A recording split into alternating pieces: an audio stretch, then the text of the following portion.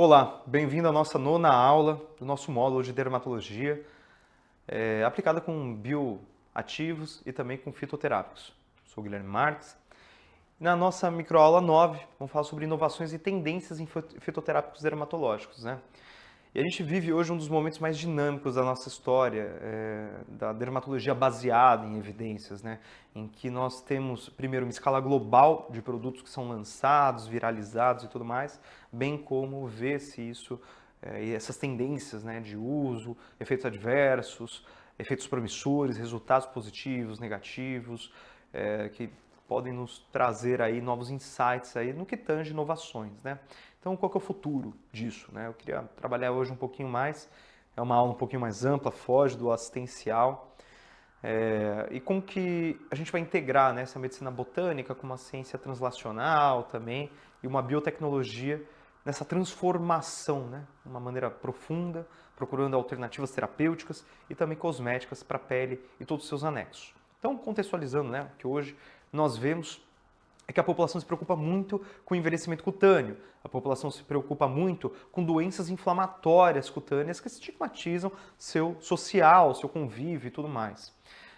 Não à toa, né, a OMS até recentemente, pelo menos estamos aqui praticamente em agosto de 2025, mas há três semanas a OMS classificou as doenças de pele como prioridade mundial, na saúde mundial. Então, o que a gente pode tirar desse fato? Ah, que bom, o OMS? Não, tem muito mais do que isso, né? E por uma demanda crescente também por soluções naturais, biodegradáveis, seguras, alinhadas com valores de sustentabilidade, com rastreabilidade, com inovação tecnológica. Rastreabilidade é saber o que foi feito de ponta a ponta, desde plantar aquela babosa, onde foi plantada aquela babosa, a qualidade do solo daquela babosa até ela chegar ali como um extrato de aloe vera que vai ser usado para o cabelo, para a hidratação capilar. Então, a ciência básica aplicada, né, acelera essa identificação das moléculas, há um potencial de atuar, né, desde a prevenção do envelhecimento, até em uma das aulas a gente colocou, né, como que a gente previne de fotoenvelhecimento, de envelhecimento cutâneo, como que a gente previne a partir do momento que aparece e incomoda, como a gente trata, depois que passou muito tempo que a pessoa negligenciou, como a gente vai tratar depois.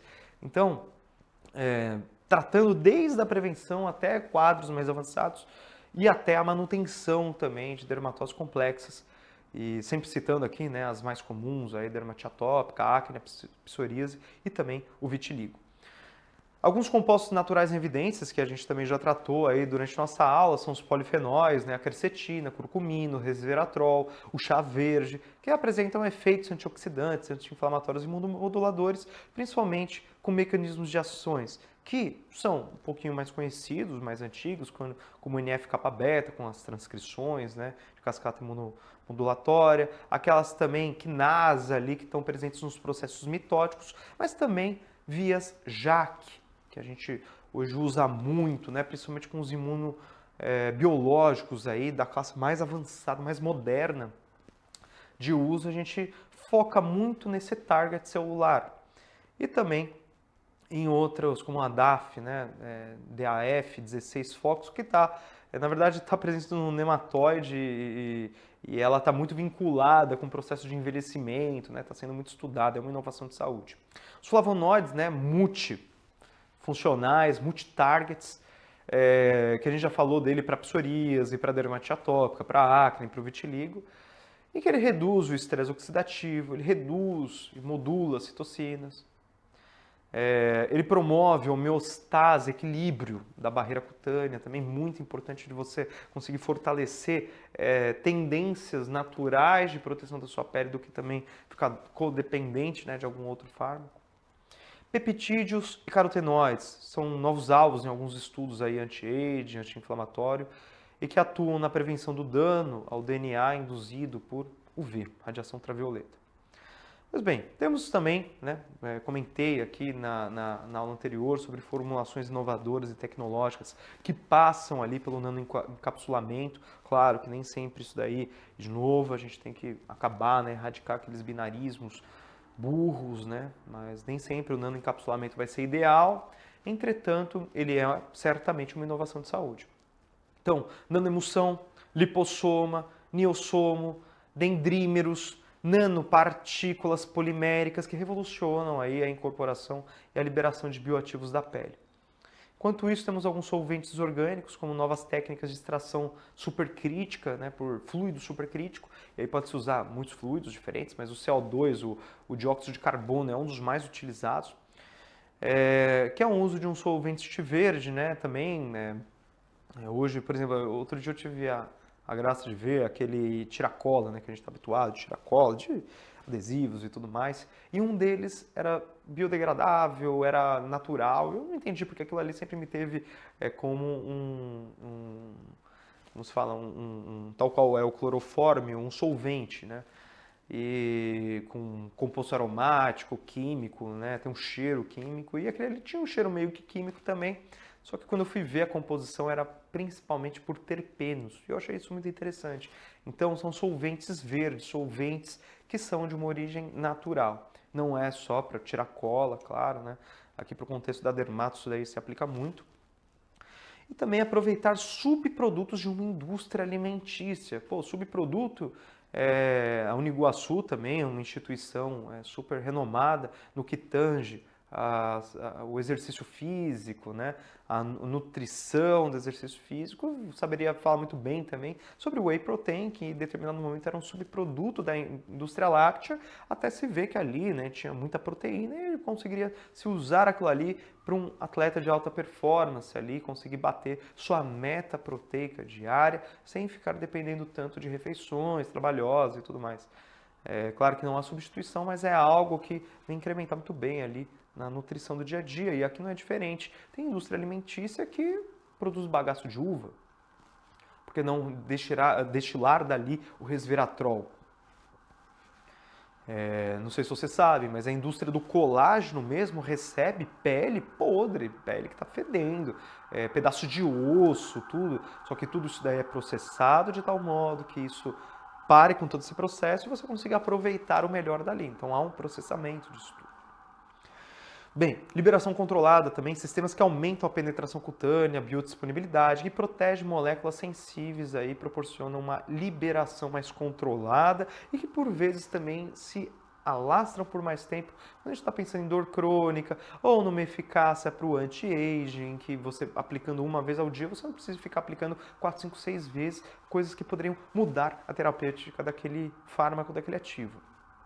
Pois bem, a fitomedicina tradicional e garante uma integração científica, e a gente faz parte desse movimento por estar aqui, mas alguns bioativos aí da medicina tradicional, como o alcaçuz, o córtex montan, a calêndula, o dente de leão, todas essas combinações elas são projetadas, né, para atuar de uma maneira muito sinérgica, muito positiva entre si, em múltiplas vias moleculares, principalmente mediadas aí com degranulação mastocitária, você evitar essa estabilização estabilizar, né, essa degranulação e pensando também em algumas respostas mediadas aí por linfócitos TH1, resposta TH1, TH2, TH17 e, por vezes, algumas das doenças que tratamos com a própria psoríase também são mediadas por aí e a dermatite atópica também, a depender do momento, né, que está a dermatite atópica.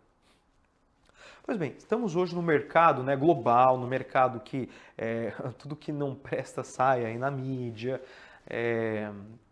em que empresas são expostas por má conduta. Então, temos um apreço maior por certificações, por selos, né?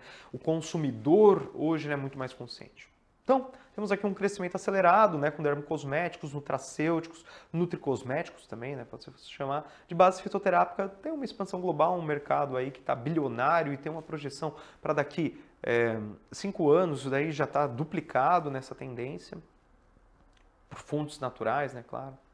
Certificações com produtos veganos, livres de crueldade animal, quanto à testagem principalmente, e com uma boa rastreabilidade, saber desde o foco, desde o comecinho ali da produção daquela planta ou daquele extrato vegetal até chegar em pontos assim a serem comercializados, né? Bem, o consumidor está muito mais consciente, há uma preferência crescente que se traduz ali nesse crescimento de mercado, né, em ingredientes limpos, seguros e sustentáveis. Então, se vocês me perguntassem aqui, se estivéssemos ao vivo, e vocês pudessem me perguntar quais produtos são esses, são os protetores solares que têm menos impacto ambiental, outros de origem vegetal, sem uso de elementos minerais ali tão intensos, clareadores naturais, o ácido código, comentei, né? Anti-idade, também alguns cosméticos que são multifuncionais. E cresce o uso de biomarcadores de eficácia, né? Como que a gente classifica isso? Fingerprinting, também químico, quantificação rigorosa desses ativos. Como que a gente calcula hoje? Isso está muito melhor, está muito mais estratificado para a gente conseguir ver se aquela indústria realmente não está cometendo um greenwashing, ou seja, prometer um produto que garante todas essas certificações e no final isso nem foi uma preocupação no processo. Pois bem, há algumas barreiras aí que são muito importantes, que é a alta variabilidade na composição dos extratos vegetais, por conta dessa origem botânica, por conta de sazonalidade, né? A planta cresce em determinado momento, ela produz mais terpeno, citei o exemplo do terpeno há umas aulas, e isso é exatamente, vale até rememorar, mas quando você tem uma planta rica em terpeno, normalmente você sujeitou essa planta a uma sazonalidade, a um intemperismo que a colocou de uma maneira um pouco mais desafiadora ali para a sobrevivência dela. Não à toa ela produz um metabólito secundário para garantir essa sobrevivência. E aí isso pode mudar. Como que você vai qualificar isso, né? Isso é muito importante, principalmente para o bioativo, tá? Para o fitoterápico já passa por algumas outras regulamentações e, claro, para o medicamento outras. Método de extração também. Vamos fazer uma extração a frio. Legal. Vamos fazer uma extração a quente. Posso perder terpeno, por exemplo. Posso perder outros compostos que têm um ponto de ebulição um pouco mais baixo, 50, 60 graus Celsius. Padronização dos extratos, definir então quais são esses biomarcadores, biomarcadores de segurança também na cadeia produtiva e avaliação da toxicologia crônica também em breve. Isso já faz parte da minha prática, mas em breve eu acho que todos os profissionais vão ter que se debruçar nisso também. Temos uma escassez de ensaios clínicos randomizados de longo prazo, que seriam aqueles com maior viabilidade, ou melhor, maiores validações científicas, meta-análise e daí em diante, mas a gente também pode apostar, e não podemos desprezar casos clínicos, mas podemos apostar em medicinas de mundo real. Tive uma formação muito legal na Fiocruz recentemente, até sobre isso, até caberia aí falar em algum outro momento, seja no ensaio bônus. Se vocês quiserem essa aula, por favor, se manifestem, peça para a diretoria, né, para coordenação aí do curso, colocar esse módulo, vai ser um prazer falar sobre.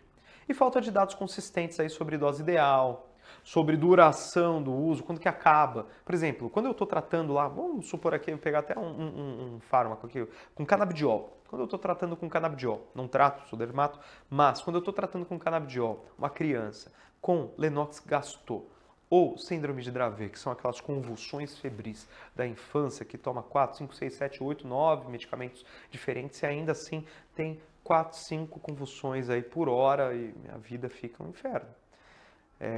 Qual que é o ponto que eu chego lá e falo, poxa, aqui eu garanti a eficácia daquele meu medicamento?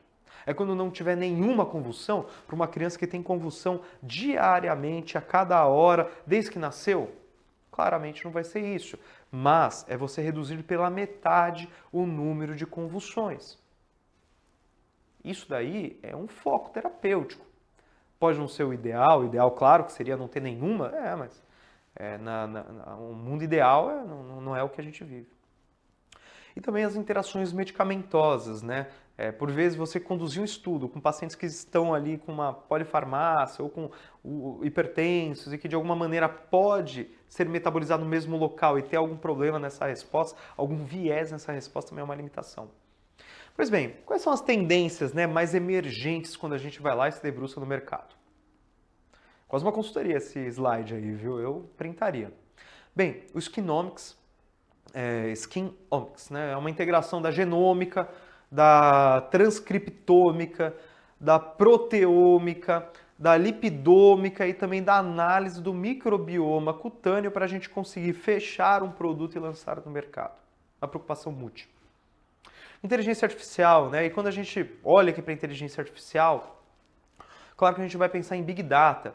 Eu não estou falando de uma tabelinha com 20 itens, não. Estou falando de data mesmo, big data, de assim centenas e centenas de dados que merecem uma análise e que é humanamente possível você conseguir extrair as informações com a competência de um humano. E aí entra a inteligência artificial e os supercomputadores, né, que prometem uma perspicácia nessa análise e, a partir destes dados, nós podemos refletir em como mudar condutas e direcionar políticas públicas, direcionar novos medicamentos e daí em diante. Claro que a interdisciplinaridade, ela, falei isso, acho que em toda aula, mas é mais do que bem-vinda. Não dá para um médico olhar para isso daqui sozinho. Não é o profissional mais competente. Preciso de um farmacêutico, o biólogo para entender daquela planta ali, o que ela está coletando do solo, o que pode estar depreciando, como que ele vai conseguir também fazer um mapeio genômico e conseguir selecionar uma espécie boa. O CRISPR também, quando a gente usa, né, algumas frações, algumas clives ali no RNA mensageiro, também é uma das coisas que foi se falado no SXSW, que é um grande festival de inovação que ocorreu aí, se eu não me engano, esse ano, né, já ocorreu. Então, toda essa colaboração, né, dessa multidisciplinaridade sempre vai gerar insights ali muito valiosos. E temos um potencial brasileiro muito digno, então uma posição muito privilegiada por conta da biodiversidade que nosso Brasil aí nos dispõe, uma tradição no uso de fitoterápicos até para uma cultura ancestral indígena, os verdadeiros brasileiros, né, e também a capacidade científica, e temos até exportações aí de cérebros, né, infelizmente a gente não tem uma atuação muito legal aí com os nossos cientistas, mas acho que isso é algo que está mudando e precisa mudar, né?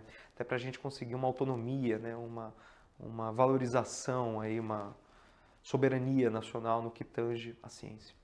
Mas bem, de conclusões e reflexões que eu deixo daqui, né, que é fundamental que a inovação, né, em fitoterápicos, dermatológicos, seja baseada sempre em evidência, na menor dúvida disso, orientada para necessidades reais de pacientes, não para ludibriar e não para marketing, não para um influenciador ir lá e ficar fazendo propaganda e todo mundo querer ser igual a ela e usar a mesma coisa, sendo que às vezes não tem nada, na pior das circunstâncias não tem nada.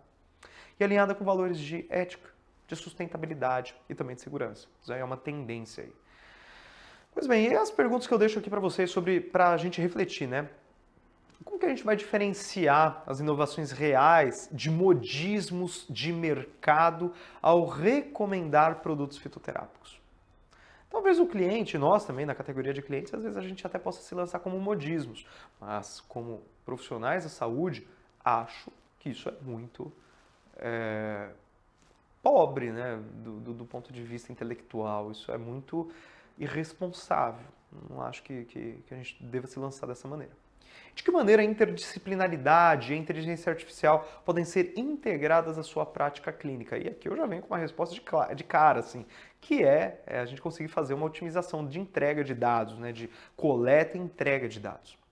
E quais barreiras e oportunidades para o Brasil consolidar-se como uma referência em fitoterápicos dermatológicos? Como aumentar a soberania do nosso país para que fique para nós o que nós temos de tão valioso, né? Usar de uma maneira sustentável, estudar, reproduzir de uma maneira regenerativa também, eventualmente é muito importante. Pois bem, integrar tradição e tecnologia aliada à atualização, né, contínua e ao pensamento crítico será o grande diferencial de você que está aqui gastando e não perdendo, mas gastando seu tempo vendo essas aulas. Então, muito obrigado. Até a nossa 10ª aula, está acabando já, viu? Vamos nessa.